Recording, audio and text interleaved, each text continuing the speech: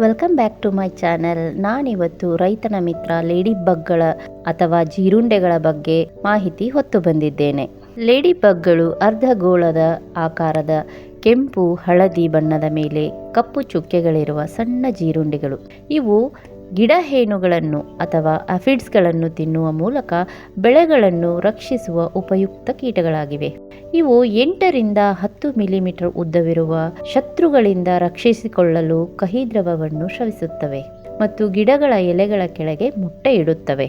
ಇವು ಸಾಮಾನ್ಯವಾಗಿ ಕೆಂಪು, ಕಿತ್ತಳೆ, ಹಳದಿ ಬಣ್ಣಗಳಲ್ಲಿದ್ದು ಕಪ್ಪು ಚುಕ್ಕೆಗಳನ್ನು ಹೊಂದಿರುತ್ತವೆ.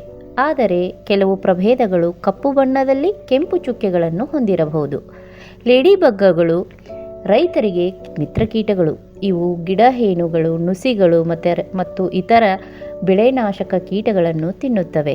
ಲೇಡಿ ಬಗ್ಗಳ ಜೀವನ ಚಕ್ರವು ಮೊಟ್ಟೆ, ಲಾರ್ವಾ, ಪ್ಯೂಪಾ ಮತ್ತು ಅಡಲ್ಟ್ ಎಂಬ 4 ಹಂತಗಳನ್ನು ಹೊಂದಿದೆ. ಇವುಗಳ ಸಂಪೂರ್ಣ ಜೀವನ ಚಕ್ರವು 3 ರಿಂದ 7 ವಾರಗಳನ್ನು ತೆಗೆದುಕೊಳ್ಳುತ್ತದೆ. ಬೆದರಿಕೆಗೆ ಒಳಗಾದಾಗ ಲೇಡಿ ಬಗ್ಗಳು ತಮ್ಮ ಕಾಲುಗಳ ಕೀಲುಗಳಿಂದ ಕೆಟ್ಟ ವಾಸನೆಯುಳ್ಳ ಹಳದಿ ದ್ರವವನ್ನು ಸ್ರವಿಸುತ್ತವೆ ಮತ್ತು ಸತ್ತಂತೆ ನಟಿಸುತ್ತವೆ. ಲೇಡಿ ಬಗ್ಗಳ ಮೇಲಿರುವ ಚುಕ್ಕೆಗಳ ಸಂಖ್ಯೆಯು ಅವುಗಳ ವಯಸ್ಸನ್ನು ಸೂಚಿಸುವುದಿಲ್ಲ, ಬದಲಿಗೆ ಅವುಗಳ ಪ್ರಭೇದವನ್ನು ಸೂಚಿಸುತ್ತದೆ. ಇವು ಹೆಚ್ಚಾಗಿ ತೋಟಗಳು, ಹೊಲಗಳು ಮತ್ತು ಎಲೆಗಳ ಕೆಳಭಾಗದಲ್ಲಿ ಕಂಡುಬರುತ್ತವೆ. ಲೇಡಿ ಬಗ್ಗಳನ್ನು ಕನ್ನಡದಲ್ಲಿ ಗುಲಗಂಜಿ ಹುಳ ಅಥವಾ ಜೀರುಂಡೆ ಅಂತಲೂ ಕರೆಯುತ್ತಾರೆ. ರೈತರಿಗೆ ಅತ್ಯಂತ ಸಹಾಯಕಾರಿ ಕೀಟನಾಶಕ ರಹಿತ ಕೃಷಿಗೆ ಸಹಕರಿಸುವ ಮಿತ್ರಕೀಟ. ಇವು ಬೆಳೆಗಳಿಗೆ ಹಾನಿ ಮಾಡುವ ಗಿಡ ಹೇನುಗಳು ಅಂದರೆ ಅಫಿಡ್ಸ್, ನುಸಿಗಳು, ಮೈಟ್ಸ್ ಮತ್ತು ಇತರ ಸಣ್ಣ ಕೀಟಗಳನ್ನು ತಿಂದು ಗಿಡಗಳನ್ನು ರಕ್ಷಿಸುತ್ತವೆ.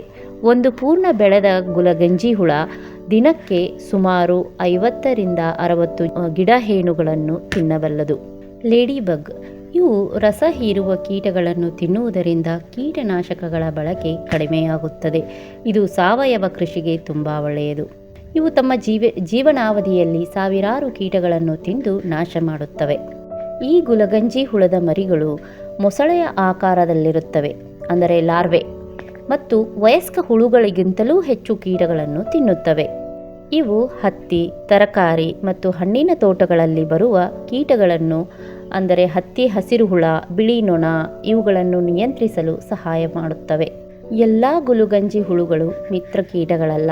ಕೆಲವು ಜಾತಿಯವು ಗಿಡಗಳನ್ನು ತಿಂದು ಹಾನಿ ಮಾಡಬಹುದು. ಸಾಮಾನ್ಯವಾಗಿ ಹೊಳೆಯುವ ಕೆಂಪು ಮತ್ತು ಕಪ್ಪು ಚುಕ್ಕೆಗಳಿರುವ ಹುಳುಗಳು ಮಿತ್ರ ಕೀಟಗಳಾಗಿವೆ. ಆದರೆ ಕೊಂಚ ಧೂಳು ಮೈಮೇಲೆ ಇರುವಂತೆ ತೋರುವ ಜಾತಿಗಳು ಹಾನಿಕಾರಕವಾಗಬಹುದು. ಹೊಲ ಗದ್ದೆಗಳಲ್ಲಿ ಗುಲಗಂಜಿ ಹುಳುಗಳು ಕಂಡುಬಂದರೆ ಕೀಟನಾಶಕಗಳನ್ನು ಬಳಸಬೇಡಿ. ಇವುಗಳ ಸಂಖ್ಯೆ ಹೆಚ್ಚಾದರೆ ಬೆಳೆ ಕೀಟಗಳಿಂದ ಮುಕ್ತವಾಗಿರುತ್ತದೆ. ಈ ಎಲ್ಲ ಮಾಹಿತಿಯು ನಿಮಗೆ ಇಷ್ಟ ಆದಲ್ಲಿ ದಯವಿಟ್ಟು ನನ್ನ ಚಾನಲ್ನ ಸಬ್ಸ್ಕ್ರೈಬ್ ಮಾಡ್ಕೊಳ್ಳಿ, ಶೇರ್ ಮಾಡಿ, ಕಮೆಂಟ್ ಮಾಡಿ, ಪಕ್ಕದಲ್ಲಿರುವ ಬೆಲ್ ಬಟನ್ ಐಕಾನ್ನ ಪ್ರೆಸ್ ಮಾಡಿ. ಧನ್ಯವಾದಗಳು.